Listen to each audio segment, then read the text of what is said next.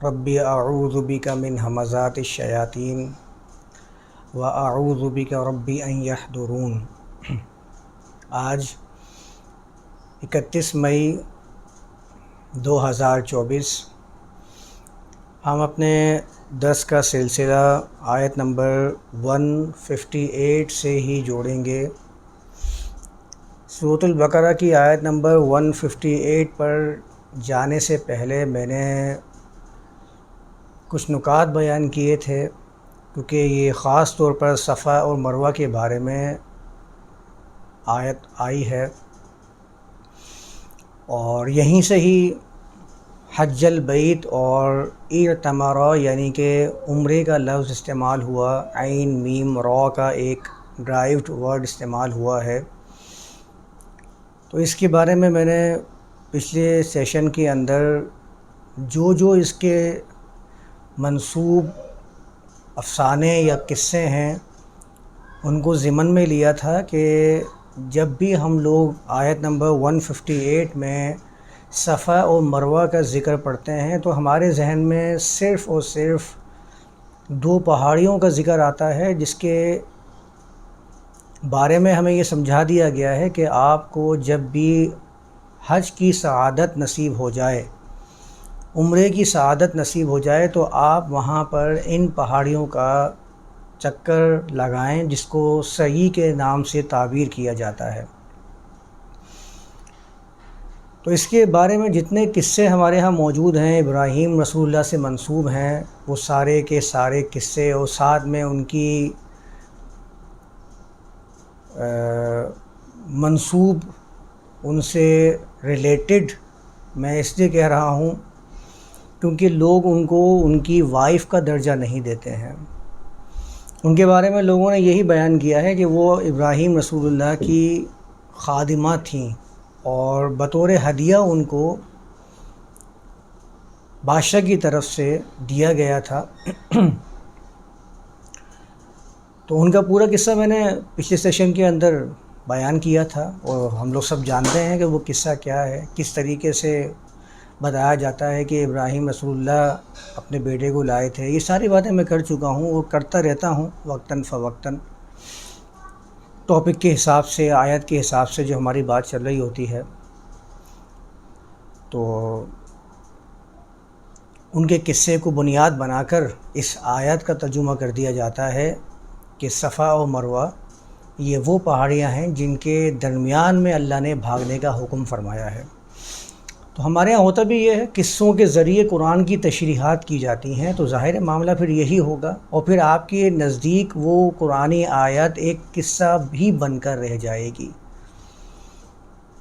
وہ ferry tells کے طور پر استعمال کی جائے گی۔ بچوں کو رات میں سنانے کے لیے کوئی قصہ چاہیے، اس لیے کہ ہم نے ان دو چیزوں کو بانٹ دیا ہے، ایک ہوتی ہے بچوں کی کہانی، اور جب اس کو مذہب کے ساتھ جوڑ کے کہانی بیان کی جاتی ہے تو اس کو قصہ قرار دیا جاتا ہے کہ یہ قصہ ہے، تاکہ فرق بھی رہے گا اور لوگوں کے ذہن میں، بچوں کے ذہن میں بات بیٹھ جائے گی۔ قصہ جب بھی آئے گا تو اس میں کچھ نہ کچھ حقیقت ہوگی۔ کہانی تو کہانی ہوتی ہے، کہانی تو بہت ساری ہم نے سنی بھی ہیں، پڑھی بھی ہیں، اور لوگوں نے بتائی بھی ہیں کہانیاں، تو اس کو قصہ کہہ دیا جاتا ہے کہ آج یہ اسلامی قصہ بیان کیا جا رہا ہے، سچا قصہ بیان کیا جا رہا ہے۔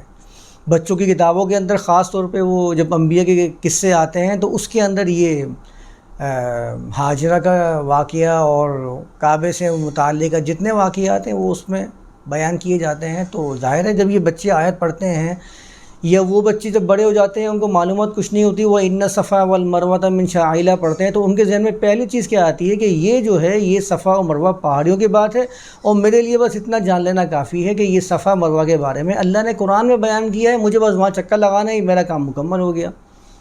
اب اس میں وہ جتنی بھی قصے ہیں وہ ذہن میں بیٹھے رہتے ہیں، وہ اسی سے ریلیٹ کرتا ہے ہمیشہ۔ اس کا نقصان یہ ہوتا ہے کہ جب ان کو یہ بتایا جائے کہ بھائی یہ صفا اور مروہ یہ وہ چیز ہی نہیں ہے کہ جو آپ کو بچپن سے سناتے آ رہے ہیں، تو ان کے لیے اس چیز کو ریجیکٹ کرنا، نگلیکٹ کرنا یہ بڑا مشکل ہو جاتا ہے کہ اپنے ذہن سے اس قصے کو نکال کر اس کو سمجھا کیسے جائے۔ یہ بڑا مشکل کام ہو جاتا ہے، کیونکہ میں نے بتایا تھا نا کہ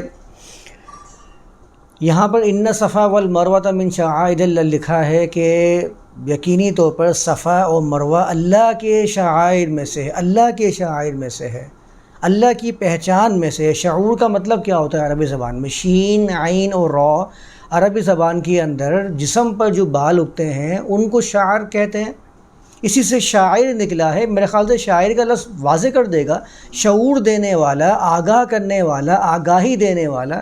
اور شین، عین، را کے ساتھ ایک اور چیز بھی شامل ہے کہ شعور کے اندر بڑی گہرائی ہوتی ہے، یہ علم سے زیادہ وسعت رکھتا ہے یہ لفظ شین، عین اور را کا۔ انسان کے اندر جو احساسات ہوتے ہیں اس میں کیا ہوتا ہے؟ رونگٹے کھڑے ہونا، وہ کیا چیز ہے کہ اس کے اندر جو احساس ہے، اس احساس کی وجہ سے اس نے کسی چیز کو بھانپ لیا ہے اور اس کا جسم اس چیز کو اپنے اندر، اس کیفیت کو اپنے اندر لینے کے لیے تیار ہے۔ اس کو شعور کہا جاتا ہے، یعنی کسی کے اندر کسی چیز کو پیدا کر دینا۔ وہ آپ کے کلمات سے ہو سکتا ہے، جیسے کہ شاعر اپنے شعر کے ذریعے، آگاہی کے ذریعے اپنی بات کو سامنے والے کے اندر داخل کر دیتا ہے، اس کے جذبات کے اندر بٹھا دیتا ہے۔ میں نے کہا نا کہ شعر جو آپ کا بال ہیں جسم کے، وہ آپ کے جذبات کے ساتھ متصل ہیں، مربوط ہیں۔ جیسے ہی آپ کے جذبات میں کچھ تغیر ہونا شروع ہوتا ہے، آپ کے جسم کے اوپر بالوں کے اندر تبدیلی آنا شروع ہو جاتی ہے۔ تو شاعر اور شعور، شعر، یہ سارے کے سارے الفاظ قرآن نے مختلف جگہ پہ استعمال بھی کیے ہیں۔ شعراء کا لفظ استعمال کیا ہے، شعر کا لفظ بھی قرآن میں آیا ہے، شعور، یشعرون، یہ سارے کے سارے لفظ قرآن کے اندر موجود ہیں۔ اس کا مطلب ہوتا ہے کہ آگاہ کر دینا، آگاہی دے دینا، اپنی بات کسی کے جذبات کے ساتھ ملا دینا، شامل کر دینا، یہ شعور کا مطلب ہے۔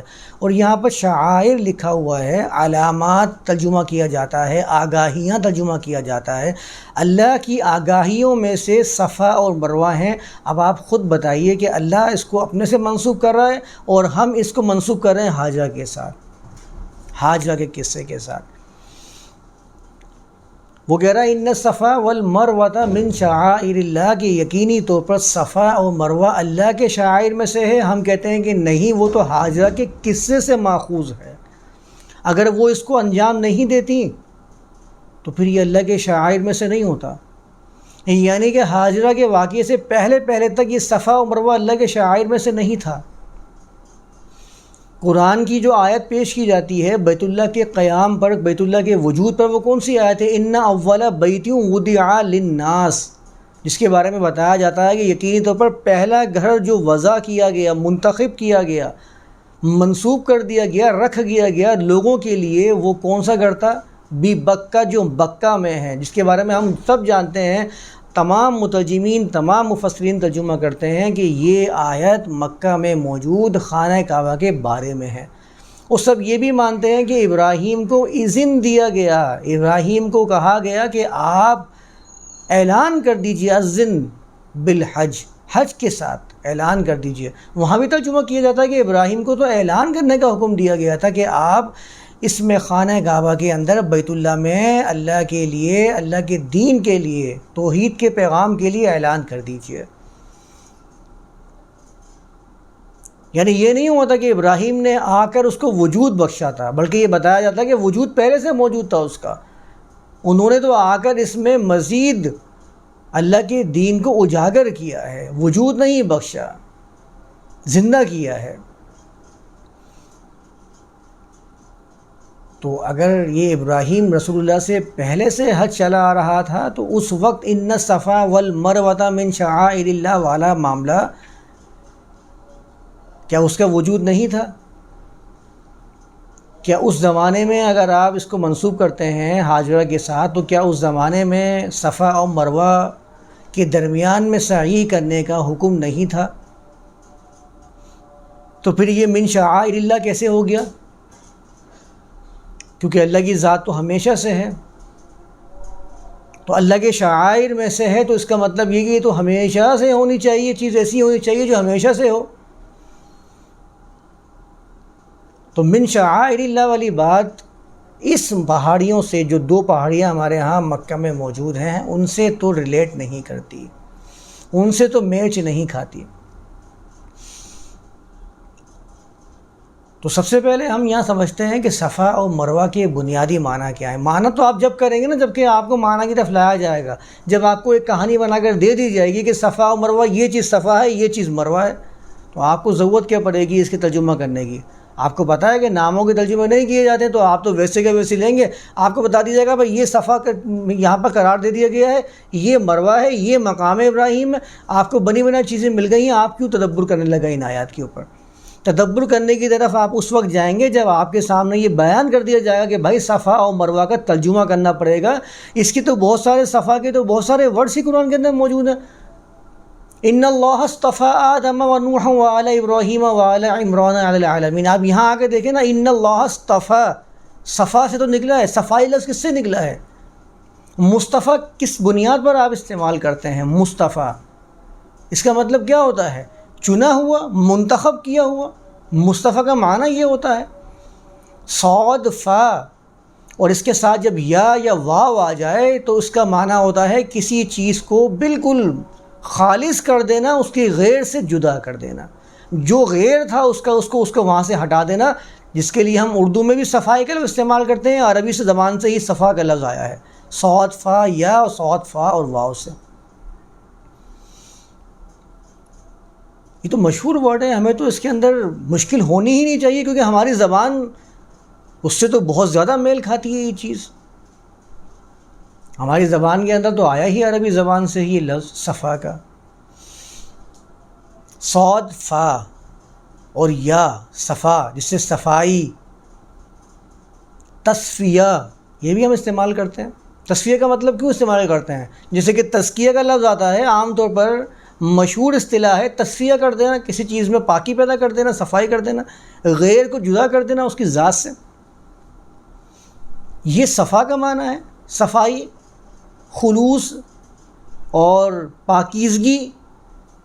یہ پاکیزگی اللہ کے شعائر میں سے ہے کہ اپنے آپ کو بالکل پاکیزہ کر دیا جائے، اللہ کے غیر سے اپنے آپ کو جدا کر دیا جائے، فساد سے، طاغوت سے اپنے آپ کو الگ کر دیا جائے۔ فمن یکفر بالطاغوت ویؤمن باللہ، طاغوت کا انکار کر کے، اس کو ختم کر کے ایمان باللہ والا معاملہ کیا جائے۔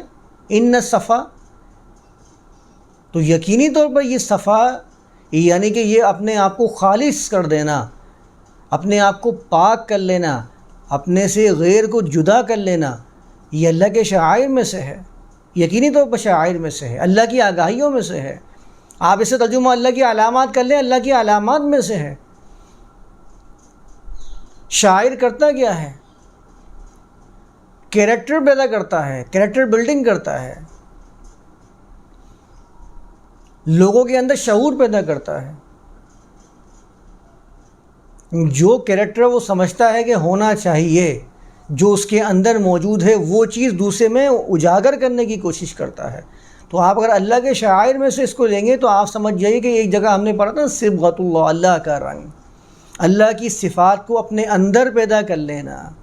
تو یہ صفا جو ہے یہ اللہ کے شعائر میں سے ہے، یعنی یہ اللہ کی خوبیوں میں سے ہے، اللہ کی آگاہیوں میں سے ہے صفا۔ اور دوسرا ورڈ یہاں پر آیا مروہ، اس لفظ کے بارے میں اختلاف پیدا ہوا ہے۔ کسی نے اس کو کہا ہے میم، را اور واو، مرون سے یہ مروتن بنا ہے۔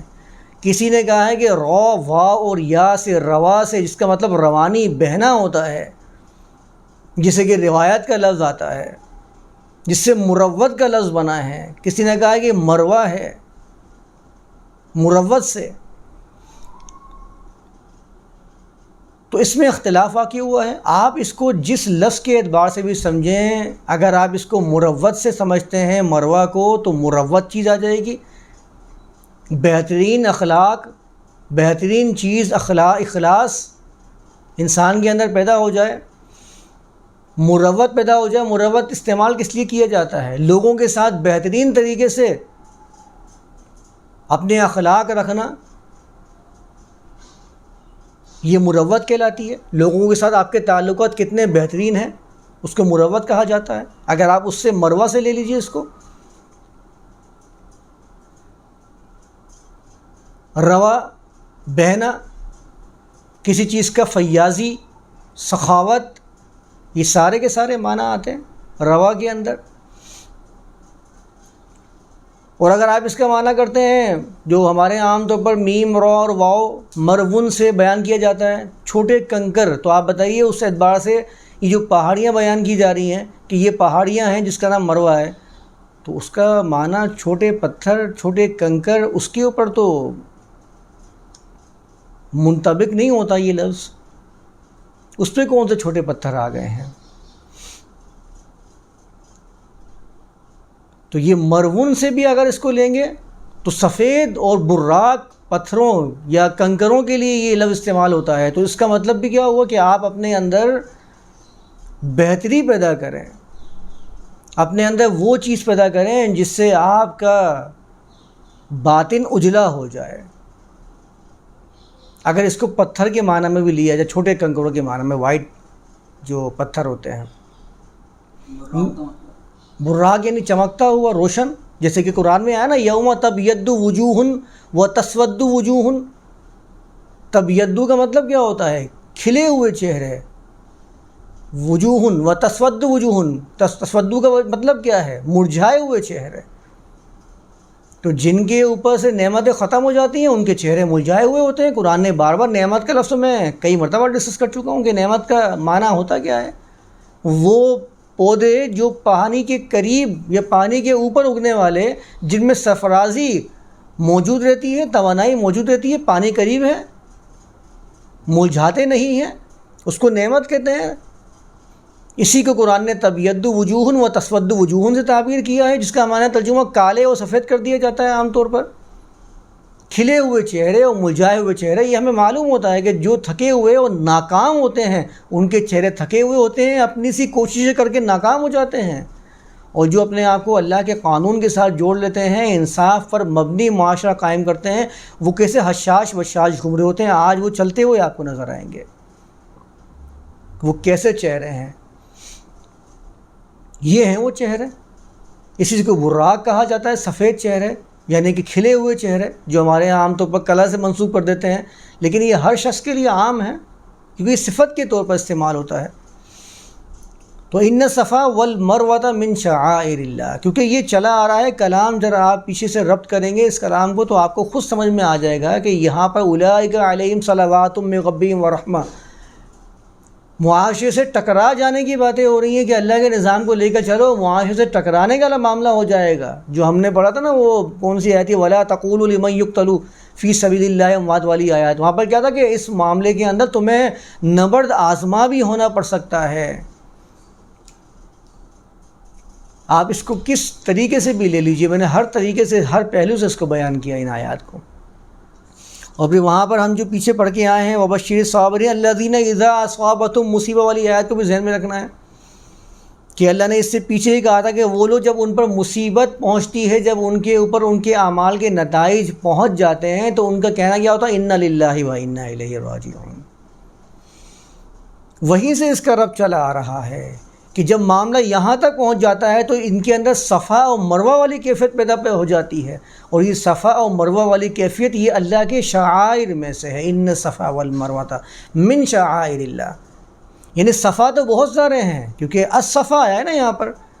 الصفا کا مطلب ہم نے ایک دفعہ یاد ہوگا کہ ہم نے جب کتاب اور الکتاب کے درمیان فرق سمجھا تھا کہ جب الکتاب بنایا جاتا ہے، کسی بھی ناؤن کو پراپر کیا جاتا ہے ال لگا کر، تو مطلب کیا ہوتا ہے کہ کتابیں تو بہت ساری ہیں لیکن الکتاب کون سی ہے کہ خاص کتاب کی بات ہو رہی ہے.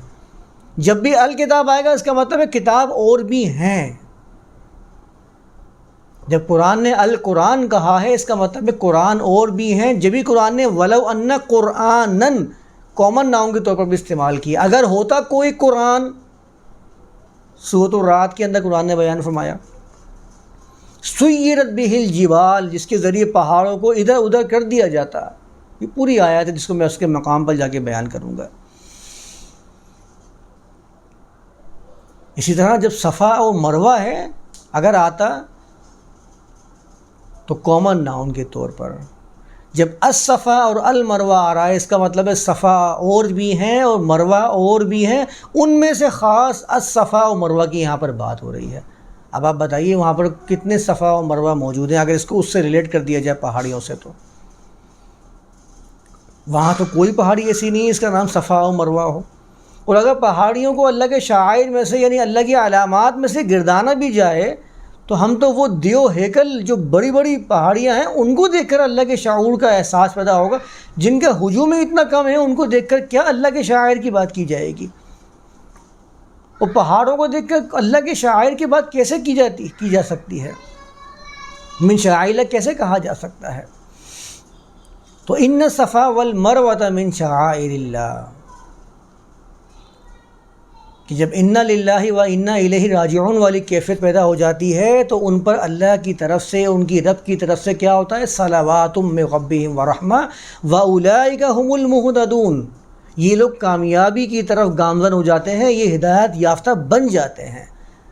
اور اس کے بعد اللہ نے فرمایا ان الصفا والمروہ من شعائر اللہ، یہ والی جو کیفیت ہوتی ہے جس میں لوگ مہتدون کی طرف گامزن ہوتے ہیں، جس میں صلوات من ربہم ورحمہ ہو رہا ہوتا ہے، ہو جاتا ہے ان کے رب کی طرف سے، یہ والی کیفیت سے صفا اور مروہ والا معاملہ پیدا ہو جاتا ہے۔ اس کو صفا اور مروہ کہا جاتا ہے کہ انسان کے اندر انسانوں کے ساتھ ایک مروت پیدا ہو جاتی ہے، ان کے اندر صفائی والا معاملہ ہو جاتا ہے، خلوص آ جاتا ہے، ہر چیز سے پاکیزہ ہو جاتے ہیں، غیر اللہ سے اپنے آپ کو بالکل جدا کر چکے ہوتے ہیں۔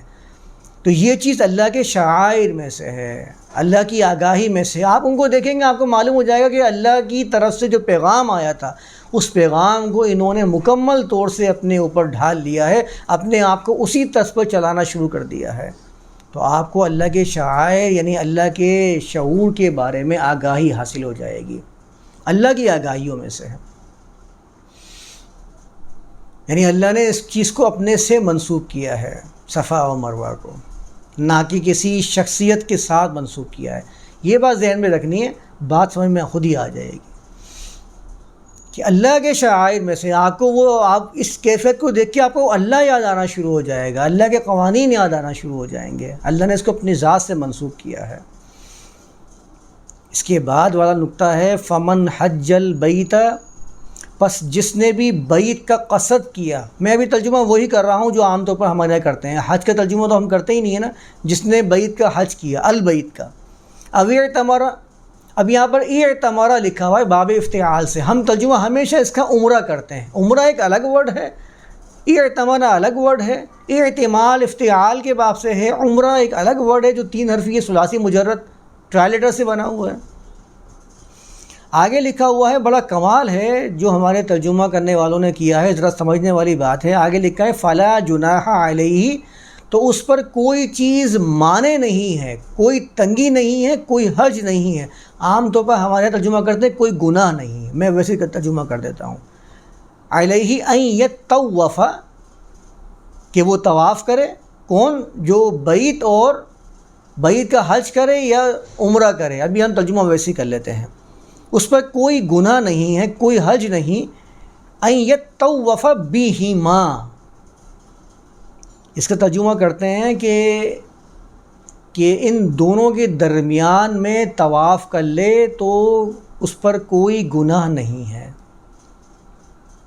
ان دونوں کے درمیان میں اگر چکر لگا لے، درمیان کے الفاظ ہمارے عام طور پر بیان کیے جاتے ہیں کیونکہ صفا و مروہ کے درمیان میں تو صحیح کی جاتی ہے، ایک پہاڑی سے دوسری پہاڑی اس کے درمیان میں چکر لگایا جاتا ہے، تو ترجمہ کر دیتے ہیں اس کا فلا جناح علیہ، تو اس پر کوئی حرج نہیں، کوئی گناہ نہیں، ان یطوف بہما، کہ وہ ان دونوں کے درمیان میں طواف کرے یعنی کہ چکر لگانا شروع کر دے۔ اب دیکھیں یہاں پر لکھا ہوا یطوف بہما، پورے قرآن کا جائزہ لے لیجئے، پورے قرآن میں یہ بی ان گنت مرتبہ استعمال ہوا ہے، ہم جب بسم اللہ پڑھتے ہیں اس میں بی آیا ہوا ہے، کہیں پر انہوں نے بی کا ترجمہ درمیان کیا ہے آج تک؟ درمیان کے لیے لفظ آتا ہے عربی زبان میں بینا، خود قرآن کے اندر جہاں جہاں بین یدئی یا بینکم کے الفاظ آئے ہیں وہاں پر سب مترجمین نے بینا کا ترجمہ درمیان کیا ہے، یہاں پر انہوں نے چونکہ ان کے ذہن میں ایک قصہ موجود تھا، میں نے کیا کہا کہ ہمارے پاس قصے پہلے سے موجود ہوتے ہیں، ہم اس کے مطابق قرآن کی تشریحات کرتے ہیں، ترجمے کرتے ہیں، جس کی وجہ سے ہم قرآن کے الفاظ کو قصوں کہانیوں کے اندر ڈھالنے کی کوشش کرتے ہیں، اور اتنا زیادہ اس کو مشہور کر دیتے ہیں کہ سامنے والے سے اس کا خلاف برداشت ہی نہیں ہوتا۔ وہ کہتا ہے یہ خلاف برداشت کیسے کر سکتا ہوں میں تو ہمیشہ سے یہ کہانیاں اپنے بڑوں سے سنتا ہوا آ رہا ہوں، ایسا کیسے ہو سکتا ہے کہ صفا و مروہ یہ کسی کی ذاتی جوہر کی بات ہو، کسی کے باطن کی خوبصورتی کی بات ہو، کسی کے لوگوں کے ساتھ اچھے تعلق کی بات ہو، یہ کیسے مان لیا جائے؟ تو اتنا مشہور کر دیتے ہیں ان چیزوں کو۔ اب ترجمہ کرتے ہیں ان یطوف بہما کا، کہ بہما کے بجائے ترجمہ بنتا ہے ان یطوف بینہما بن جاتا ہے، یا بینہما بن جاتا ہے ترجمہ، جو یہ بیان کرتے ہیں۔ بہما تو نہیں بنتا، بہما بی کا مطلب ساتھ، جسے ہم کہتے ہیں بسم اللہ، اللہ کے نام کے ساتھ، اللہ کے اسم کے ساتھ۔ کچھ لوگ شروع بھی کر دیتے ہیں اللہ کے نام سے شروع، عام طور پر ترجمہ اس کا ہوتا ہے اللہ کے نام کے ساتھ یا اللہ کے اسم کے ساتھ۔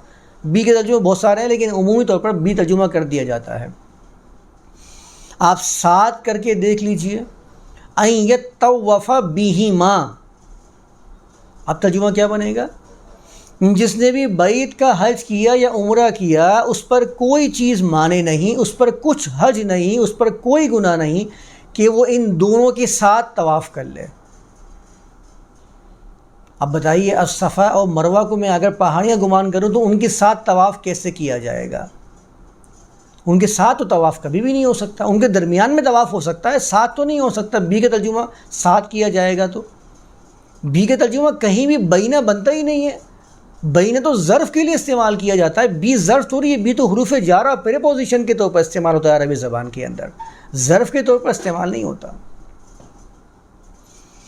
علیہ ان یطوف بہما، کہ ان کے ساتھ، ان دونوں کے ساتھ، ہما کی ضمیر جا رہی ہے صفا اور مروہ کی طرف، ان دونوں کے ساتھ چکر لگا لے، اس پر کوئی بھی حرج نہیں، کوئی بھی معنی نہیں۔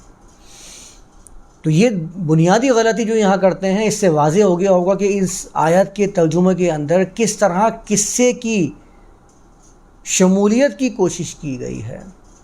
اب آپ سب دیکھیے گا کہ اس میں صفا اور مروہ کی بات میں نے کی ہے، اسی کو میں ذرا صفا مروہ کو آگے لے کے چلتا ہوں، پھر میں حج اور عمرے کی بھی بات کرتا ہوں۔ آگے لکھا ہوا ہے وَمَن تَطَوَّعَ خَيْرًا فَإِنَّ اللَّهَ شَاكِرٌ عَلِيمٌ۔ تطوع، تو، واو اور عین، اس سے بہت سارے لفظ ہم نے پڑھے ہیں۔ اطاعت، قرآن میں اطیعوا اللہ اطیعوا رسول کئی مرتبہ استعمال ہوا ہے۔ اطاعت کسے کہتے ہیں؟ کسی کے فرمان کے مطابق عمل کرنا، کسی نے کوئی فرمان دیا ہو اس کے مطابق عمل کرنا۔ یہاں پر لکھا ہوا ہے وَمَن تَطَوَّعَ خَيْرًا، اور جس نے بھی کسی خیر کو اپنی دل کی رغبت کے ساتھ قبول کیا، فَإِنَّ اللَّهَ شَاكِرٌ عَلِيمٌ، تو بے شک اللہ شاکر بھی ہے اور علیم بھی ہے۔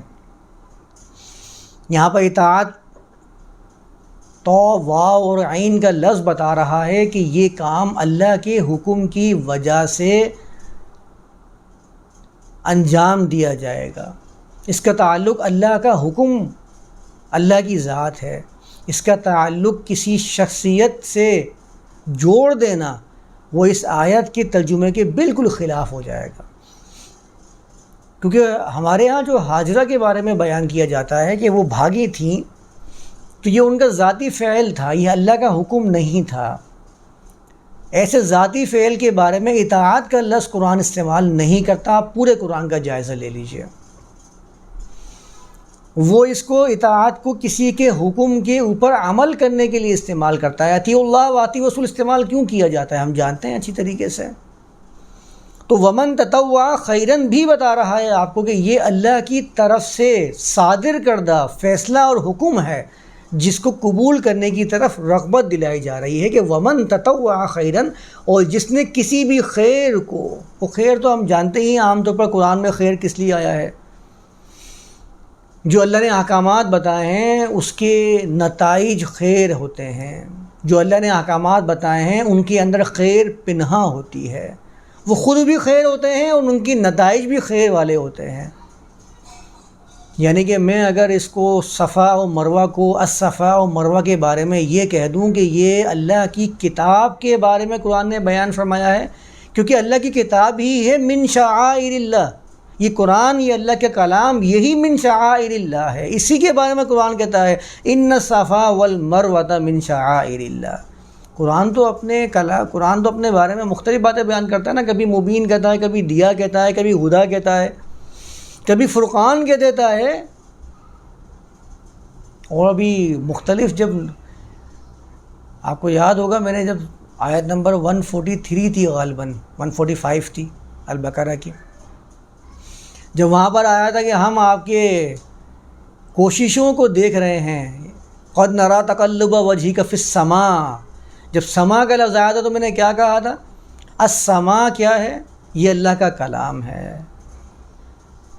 تو قرآن نے تو مختلف اوصاف قرآن کے بیان کیے ہیں، اللہ نے قرآن کے مختلف اوصاف بیان کیے ہیں، ان میں سے ایک وصف کیا ہے؟ الصفا اور المروہ۔ لوگ مختلف طریقے سے اپنی صفائیاں کر رہے ہوتے ہیں، اپنے اندر فیض یابی، فیاضی پیدا کر رہے ہوتے ہیں، مروت پیدا کر رہے ہوتے ہیں، لیکن جب وہ کہتا ہے کہ الصفا و مروہ، یہ وہ خصوصی طریقہ ہے، یہ وہ خصوصی طرز ہے جو اللہ کے شعائر میں سے ہے، جو اللہ کے کلام میں سے ہے، اللہ کی نشانیوں میں سے ہے۔ اور نشانی تو ہمارے عام طور پر آیات کا ترجمہ کرتے ہی ہیں نا ہم لوگ، اس سے ترجمہ ہم عام طور پر کیا کرتے ہیں؟ مروہ من شعائر اللہ، اللہ کی نشانیوں میں سے، اور ہم آیات کا ترجمہ کیا کرتے ہیں؟ نشانیاں۔ تو خود معلوم ہو گیا کہ آیات اللہ اور شعائر اللہ دونوں ایک ہی چیز کے بارے میں بات ہو رہی ہے، اللہ کے قرآن، اللہ کے کلام کے بارے میں۔ اسی سے صفا و مروہ کی بات ہو رہی ہے کہ صفا و مروہ تو اللہ کے کلام میں سے ہے، آیات اللہ میں سے ہے، شعائر اللہ میں سے ہے۔ اس کے ذریعے ہی انسان کے اندر جو پاکیزگی، ستھرا پن اور مروت پیدا ہوگی، اس کو کہیں گے الصفا المروہ۔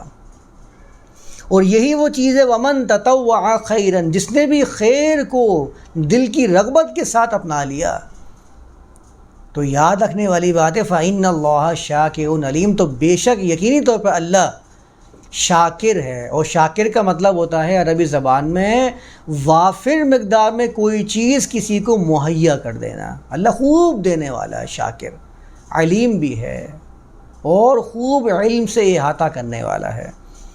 تو یہاں تک صفا اور مروہ کے بارے میں تو بات سمجھ میں آ گئی ہوگی کہ صفا اور مروہ، الصفا اور مروہ اللہ کے شعائر میں سے ہے، یعنی یہ کلام اللہ کے بارے میں ہی بات ہو رہی ہے، کیونکہ آپ اگلی آیات کا میں تھوڑا سا بیان کر کے الصفا اور مروہ کو یہاں پر مکمل کرتا ہوں۔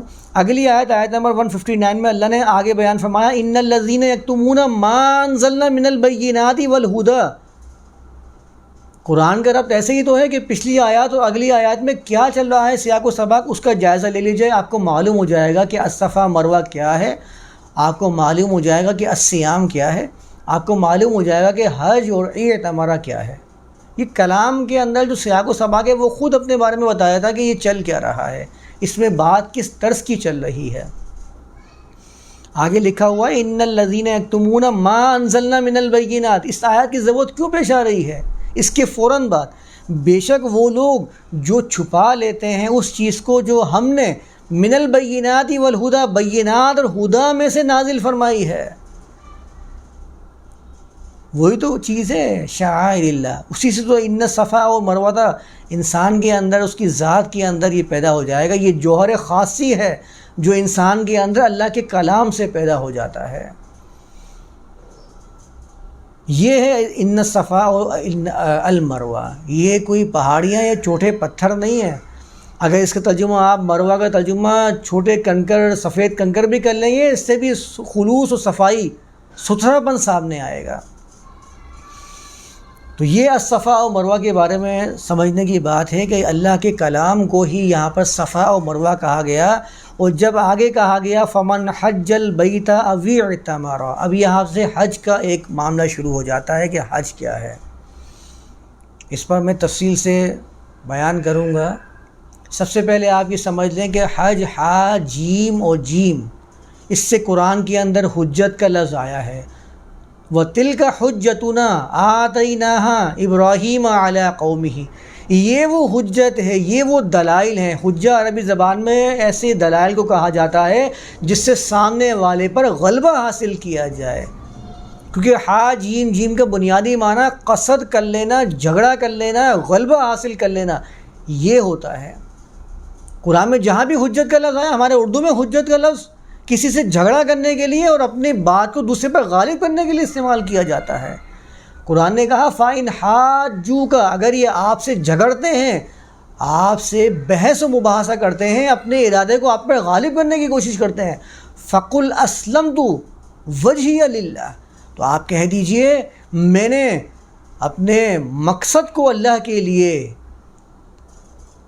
سرنڈر کر دیا ہے، سلامتی میں دے دیا ہے۔ وَمَنِ اتَّبَعَنِ، اور صرف میں نے نہیں، ہر اس شخص نے جس نے میری اتباع کی ہے۔ وہاں پر بھی حاجو کا آیا ہے۔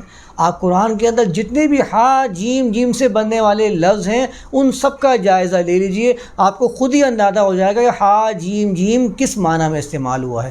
حج کا ترجمہ تو ہمیں کرنا ہی نہیں ہوتا نا، حج تو ویسے کہ ویسے لکھا ہوا ہے الحج، ہم تو الحج کو ویسے ہی اٹھا کر بس سمجھ جاتے ہیں، الحج تو آپ کو معلوم ہی ہے نا کیا ہے، بس۔ حجت اللہ البالغہ فللہ الحجت البالغہ، قرآن نے حجت البالغہ استعمال کیا، وہاں بھی کوئی ترجمہ حج نہیں کرتا اس کا۔ ایک مقام پہ حجج کا لفظ آیا جس کا ترجمہ لوگوں نے سال کیا ہے، ورنہ ہر جگہ تقریباً جتنی بھی جگہ ہا جیم جم کا لفظ آیا وہاں سب جگہ ترجمہ جھگڑا کرنا، حجت پیش کرنا، دلائل سے کسی پر غالب آنے کی کوشش کرنا، کیونکہ قرآن کو بیان کرنے کے لیے کہتا ہے وَجَاهِدْهُمْ بِهِ جِهَادًا كَبِيرًا، اس کو جہاد کبیر قرآن نے قرار دیا ہے کہ اس کے ذریعے آپ جہاد کبیر کیجئے۔ قرآن کے ذریعے جہاد کبیر کیسے ہوگا؟ اس کو غالب کرنا، اس سے حجت پیش کرنا، اس کے ذریعے تعمیری کام انجام دینا، یہ آپ کا جہاد کبیر ہے۔ یہی معنی فمن حج البیت او اعتمر کا بنتا ہے۔ جس نے بھی البیت کا حج کیا، جس نے بھی البیت کا قصد کیا، یا جس نے بھی البیت سے حجت پیش کی، او اعتمر یا اعتمار کیا۔ عین میم را کا معنی ہوتا ہے عربی زبان میں کسی چیز کو زندگی بخشنا، کسی چیز کو تعمیر کرنا، آباد کرنا۔ تعمیر تخریب کی ضد ہے، یاد رکھنے والی بات ہے۔ ازداد اپنے معنی کو واضح کر دیتے ہیں۔ آپ لفظوں کی ازداد پڑھنا شروع کر دیجئے، آپ کو خود ہی اس کی میننگ کا اندازہ ہو جائے گا یہ کس معنی کے اندر ہے۔ لیل اور نہار اپوزٹ ایک دوسرے کے آتے ہیں، ہمیں اندازہ ہو جائے گا لیل کا اپوزٹ کیا آ رہا ہے، نہار آ رہا ہے، اس کا مطلب کیا ہے، دن۔ تخریب کا اپوزٹ تعمیر۔ معمار کسے کہتے ہیں؟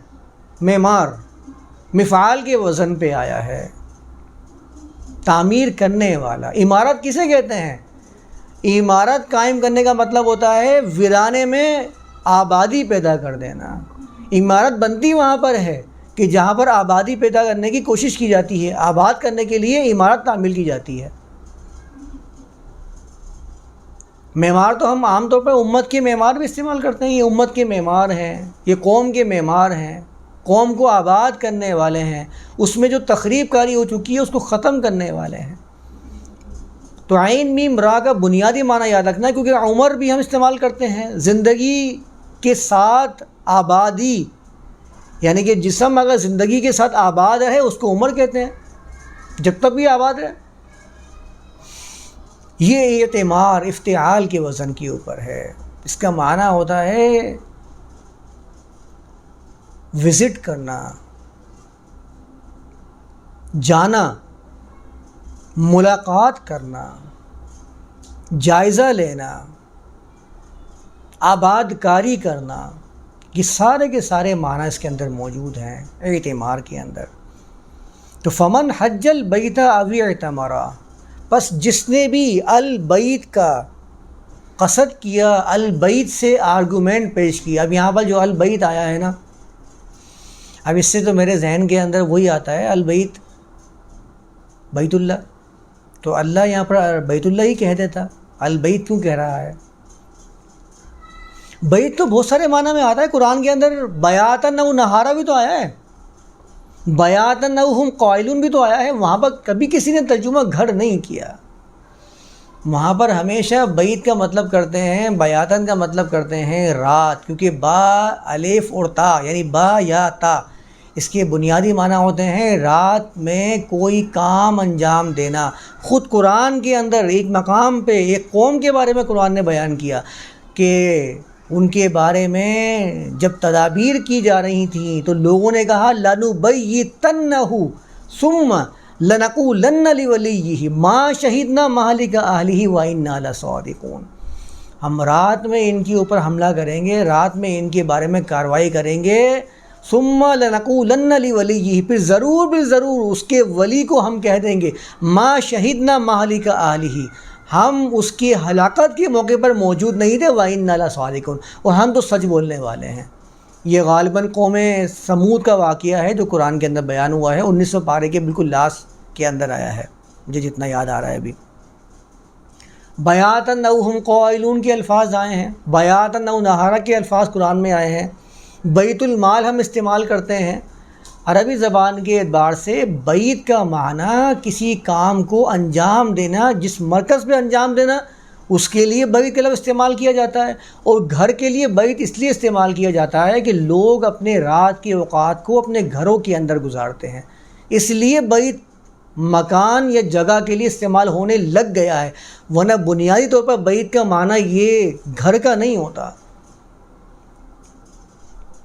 کسی کام کو انجام دینے کے لیے بھی بیت کا لفظ استعمال کیا جاتا ہے. مراکز کے لیے بھی بیت کا لفظ استعمال کیا جاتا ہے. تو اس بات کو ذہن میں رکھنا ہے کہ بیت کے مختلف معنی عربی زبان کے اندر موجود ہیں. بنیادی معنی یاد رکھنا ہے، رات میں کسی کام کو انجام دینا، یہ اس کا بنیادی معنی ہے. اسی سے مرکز کے لیے استعمال ہوتا ہے. یہیں سے ایک اور معنی بھی نکلتا ہے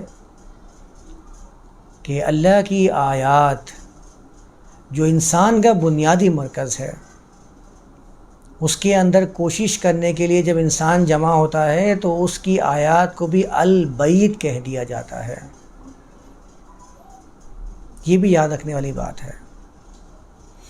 ان تمام پہلوؤں سے آپ البیت کو سمجھ لیجئے. اگر میں اس کا ترجمہ مرکز کر دوں، فمن حج البیت، جس نے مرکز کے حجت کو قائم کیا، جس نے بیت کے البیت کی حجت کو غالب کیا، یعنی مرکز کے اندر نظام کو نافذ کرنے کی کوشش کی، اس سے قصد کیا، اویر تمارا یا مرکز کو تعمیر کرنے کا ارادہ کیا، اس کو آباد کیا. اور دوسرے معنی کے اعتبار سے البیت، اللہ کی آیات سے جس نے آرگیومنٹ لیا، اللہ کی آیات سے جس نے دلائل سے غلبہ کرنے کی کوشش کی. جو میں نے کہا نا، حجت کا مطلب ہوتا ہے دلائل سے غلبہ حاصل کرنا. فمن حج البیت او اعتمر، یا البیت اس کی آباد کاری کی، اس سے تعمیری کام کیے. فلا جناح علیہ، تو اس پر کوئی چیز مانے نہیں ہے، ان یطوف بہما، کہ یہ جو صفا اور مروہ والی خوبیاں ہیں ان صفات کے ساتھ چکر لگائے، پہرا دے. یہ الطوف بہما کے الفاظ، بی کا مطلب ساتھ، اور بی کا مطلب پر بھی ہوتا ہے. اگر میں پر کے ساتھ ترجمہ کروں گا، علیہ ان یطوف بہما، کہ ان دونوں کی خوب نگرانی کرے، ان دونوں کا خوب پہرا دے، حفاظت کرے، صفا و مروہ ان خوبیوں کا. ومن تطوع خیرا، اور جس نے بھی کسی خیر کو اپنایا دل کی رغبت سے، فإن اللہ شاکر علیم، تو بے شک اللہ خوب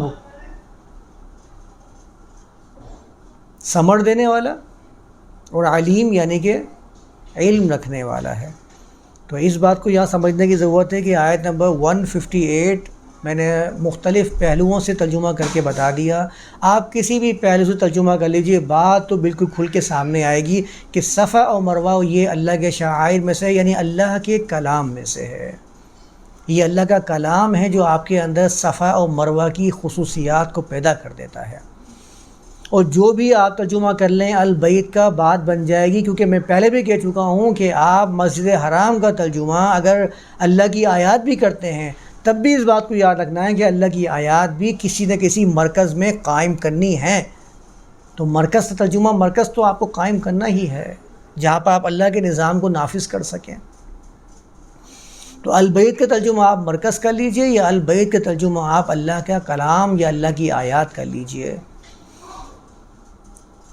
دونوں اعتبار سے آپ سمجھ لیجئے کہ اللہ کے کلام کو راغب کرنا ہے اور اس کو ہی تعمیر کرنا ہے لوگوں کے اندر اور معاشرے کے اندر. اور جب تعمیری کام کی طرف آئیں گے تو آپ کو صفا اور مروہ والی خصوصیات کو اپنے اندر ساتھ لے کر چلنا ہے اور اس کی حفاظت کرنی ہے. اپنے کریکٹر کو خراب ہونے نہیں دینا ہے. جب آپ کو اللہ کی طرف سے بھرپور صلہ ملے گا. تو یہاں تک میں اس کو رکھتا ہوں، اور امید ہے کہ میں نے صفا و مروہ کے بارے میں بات کو مکمل کر لیا ہوگا. پھر بھی اگر کوئی اشکال پیدا ہوگا، کوئی بات کسی کو کلیئر نہیں ہوگی، سوال وغیرہ آئیں گے تو میں سوال کے ضمن میں صفا و مروہ کو بیان کر دوں گا، مزید جو بھی اشکال پیدا ہوگا. تو یہاں تک رکھتے ہیں. انشاءاللہ اگلی آیت میں، آیت نمبر 159 سے ہم لوگ شروع کریں گے، اور کچھ ضمنی باتیں صفا و مروہ کی بھی لے کر چلیں گے. وما علینا الا البلاغ.